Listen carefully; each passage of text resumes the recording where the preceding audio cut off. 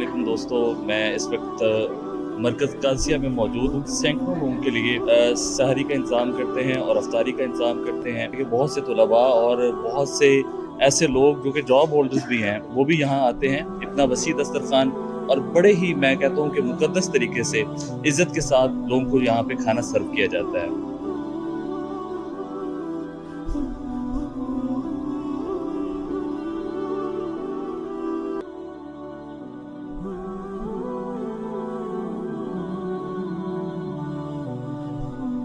ये हमारा पहला रमज़ान है कि जो हमारा घर से बाहर है, और ये पूरा रमज़ान अभी तक का जो गुज़रा है ये हमारा कादसिया में गुज़रा है, और अल्हम्दुलिल्लाह पहले से बहुत अच्छा गुज़रा है। लेकिन हमने जो मतलब पहले 1-2 दिन ट्राई किया प्राइवेट बाहर से, इसमें हमें काफ़ी इश्यूज़ आए खाने वगैरह के। लेकिन अगर हम ये देखें तो इधर एक तो खाना भी साफ़-सुथरा और दही वगैरह मतलब सारा कुछ जो एक बेसिक नीड्स हैं वो हमें सारी इधर प्रोवाइड की जाती है, और माशाल्लाह इनका ये है कि नज़्म-ओ ज़ब्त भी बहुत अच्छा है।